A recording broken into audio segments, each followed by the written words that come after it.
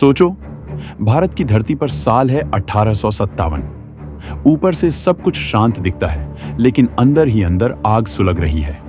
यह आग सिर्फ एक नई बंदूक या कारतूस की वजह से नहीं थी। यह गुस्सा था वर्षों के अपमान का, अत्याचार का और अपने ही देश में गुलाम बना दिए जाने का। अंग्रेज सोच रहे थे कि भारत अब पूरी तरह उनके नियंत्रण में है, लेकिन उन्हें नहीं पता था कि कुछ ही दिनों में ऐसी चिंगारी भड़केगी जो पूरे उत्तर भारत को हिला देगी। सवाल है, क्या 1857 सिर्फ एक सैनिक विद्रोह था या यह सच में आजादी की पहली पुकार थी? अब समझते हैं कि इस विद्रोह की जड़ें कितनी गहरी थीं। अंग्रेजों की ईस्ट इंडिया कंपनी धीरे धीरे भारत के राज्यों को अपने कब्जे में ले रही थी। वे भारतीय राजाओं की कमजोरियों का फायदा उठाते थे। कई जगहों पर लैप्स की नीति लागू की गई, जिसके तहत अगर किसी राजा का सीधा उत्तराधिकारी नहीं होता तो उसका राज्य अंग्रेज अपने अधिकार में ले लेते थे। इससे कई शासक और उनके समर्थक नाराज हो गए। लोगों को लगने लगा कि उनकी परंपराएं और अधिकार छीन लिए जा रहे हैं। सिर्फ राजा ही नहीं, आम जनता भी परेशान थी। किसानों पर भारी कर लगाए जाते थे। समय पर कर न देने पर जमीन छीन ली जाती थी। कारीगरों का काम खत्म हो रहा था क्योंकि अंग्रेज अपने देश का सामान भारत में बेच रहे थे। भारतीय उद्योग धीरे धीरे टूट रहा था। लोगों की आजीविका पर सीधा असर पड़ा। भूख और गरीबी बढ़ रही थी। यह दर्द धीरे धीरे गुस्से में बदल रहा था। अब बात करते हैं सेना की। भारतीय सैनिकों को अंग्रेजों की सेना में काम तो मिलता था, लेकिन सम्मान नहीं। वेतन कम था, पद ऊंचा नहीं मिलता था और उनके साथ भेदभाव होता था। उन्हें समुद्र पार जाने का आदेश दिया जाता, जो कई सैनिकों की धार्मिक मान्यताओं के खिलाफ था। फिर आई नई एनफील्ड राइफल। कहा गया कि उसके कारतूस को दांत से काटना पड़ता था और उस पर गाय और सूअर की चर्बी लगी है। यह खबर आग की तरह फैल गई। हिंदू और मुस्लिम दोनों सैनिक आहत हुए। उन्हें लगा कि उनकी आस्था का अपमान किया जा रहा है। 29 मार्च 1857 को एक सैनिक ने विरोध में कदम उठाया। उनका नाम था मंगल पांडे। उन्होंने अपने अफसर पर गोली चलाई। यह घटना एक संकेत थी कि अब सब्र खत्म हो चुका है। कुछ समय बाद 10 मई 1857 को मेरठ में सैनिकों ने खुलकर विद्रोह कर दिया। उन्होंने जेल तोड़ी, साथियों को आजाद कराया और दिल्ली की ओर बढ़ चले। दिल्ली पहुंचकर विद्रोहियों ने मुगल बादशाह बहादुर शाह जफर को अपना नेता घोषित किया। यह एक प्रतीकात्मक कदम था। लोगों को लगा कि अब अंग्रेजों के खिलाफ एक बड़ा आंदोलन शुरू हो चुका है। देखते ही देखते यह आग कानपुर, झांसी, लखनऊ और कई अन्य क्षेत्रों में फैल गई। कानपुर में नाना साहेब ने नेतृत्व संभाला। झांसी में रानी लक्ष्मीबाई ने अद्भुत साहस दिखाया। उन्होंने अंग्रेजों से सीधे युद्ध किया। लखनऊ में भी भीषण संघर्ष हुआ। जगह जगह जनता और सैनिक मिलकर अंग्रेजों का मुकाबला कर रहे थे। ऐसा लग रहा था जैसे पूरा उत्तर भारत उठ खड़ा हुआ हो। लेकिन यह संघर्ष आसान नहीं था। विद्रोहियों के पास आधुनिक हथियार कम थे। संगठन मजबूत नहीं था। कई जगह नेतृत्व अलग अलग था। अंग्रेजों के पास बेहतर संसाधन, मजबूत सेना और स्पष्ट योजना थी। धीरे धीरे उन्होंने दिल्ली पर दोबारा कब्जा कर लिया। कई नेताओं को पकड़ लिया गया या मार दिया गया।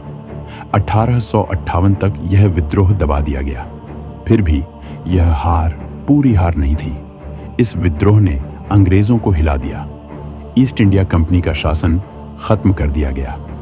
भारत सीधे ब्रिटिश सरकार के अधीन आ गया।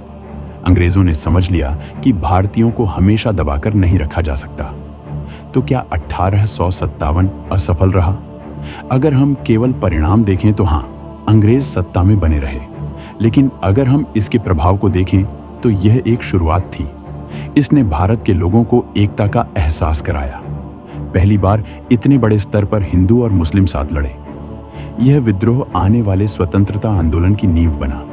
और सबसे बड़ा सवाल अब भी वही है, अगर उस समय बेहतर योजना और एक मजबूत केंद्रीय नेतृत्व होता तो क्या इतिहास बदल सकता था? 1857 का विद्रोह धीरे धीरे एक भयानक युद्ध में बदल चुका था। दिल्ली विद्रोह का केंद्र बन गई थी। जब मेरठ से सिपाही दिल्ली पहुंचे और उन्होंने बहादुर शाह जफर को सम्राट घोषित किया, तो यह सिर्फ एक राजनीतिक फैसला नहीं था, यह एक भावनात्मक प्रतीक था। लोगों को लगा कि अब अंग्रेजों के खिलाफ एक संगठित लड़ाई शुरू हो चुकी है, लेकिन सच्चाई यह थी कि विद्रोह में एक मजबूत केंद्रीय योजना नहीं थी। अलग अलग जगहों पर लोग अपने अपने तरीके से लड़ रहे थे। कानपुर में नाना साहेब ने अंग्रेजों को कड़ी टक्कर दी। लखनऊ में बेगम हजरत महल ने मोर्चा संभाला। झांसी में रानी लक्ष्मीबाई ने जिस साहस से युद्ध किया वह इतिहास में अमर हो गया। उन्होंने अंग्रेजों के खिलाफ खुली चुनौती दी। जब झांसी पर हमला हुआ तो उन्होंने हार नहीं मानी। घोड़े पर सवार होकर उन्होंने युद्ध किया। उनका संघर्ष यह दिखाता है कि 1857 केवल सैनिकों का विद्रोह नहीं था, बल्कि यह सम्मान और अस्तित्व की लड़ाई बन चुका था। बिहार में कुंवर सिंह ने 80 वर्ष की आयु में हथियार उठाए। यह दिखाता है कि यह आंदोलन केवल युवाओं तक सीमित नहीं था। किसानों, जमींदारों और आम लोगों ने भी कई जगहों पर साथ दिया। लेकिन सबसे बड़ी कमजोरी यह थी कि दक्षिण भारत और पंजाब के कई हिस्से इस विद्रोह से पूरी तरह नहीं जुड़े। कुछ भारतीय राजा अंग्रेजों के साथ खड़े रहे। इससे अंग्रेजों को ताकत मिली। अंग्रेजों ने रणनीति के साथ जवाब दिया। उनके पास आधुनिक हथियार थे, बेहतर संचार व्यवस्था थी और बाहर से भी सैनिक सहायता मिल रही थी। उन्होंने एक एक कर विद्रोह के केंद्रों को घेरना शुरू किया। सितंबर 1857 में दिल्ली दोबारा अंग्रेजों के कब्जे में आ गई। इसके बाद बदले की कार्रवाई शुरू हुई। कई विद्रोहियों को बिना मुकदमे के सजा दी गई। गांवों को जलाया गया। लोगों में डर फैलाने की कोशिश की गई। 1858 तक अंग्रेजों ने अधिकांश क्षेत्रों पर फिर से नियंत्रण कर लिया। लेकिन इस विद्रोह ने अंग्रेजों को अंदर तक डरा दिया था। उन्होंने समझ लिया कि ईस्ट इंडिया कंपनी के भरोसे भारत को नहीं संभाला जा सकता। इसलिए कंपनी का शासन समाप्त कर दिया गया और भारत सीधे ब्रिटिश सरकार के अधीन कर दिया गया। सेना में भी बदलाव किए गए ताकि भविष्य में ऐसा विद्रोह फिर न हो सके। इतिहासकारों में आज भी बहस है कि 1857 को क्या कहा जाए।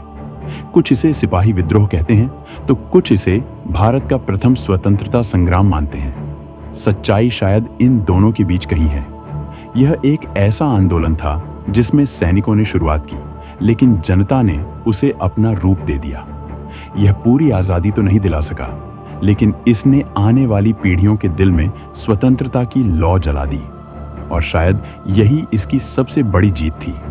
अगर आपको यह कहानी गहराई से समझ आई हो और आप चाहते हैं कि ऐसे ही इतिहास के अनसुने पहलू सामने आते रहें, तो इस चैनल को जरूर सब्सक्राइब करें। वीडियो को शेयर करें ताकि और लोग भी अपने इतिहास को सही रूप में जान सकें। आपकी एक शेयर से यह कहानी हजारों लोगों तक पहुंच सकती है।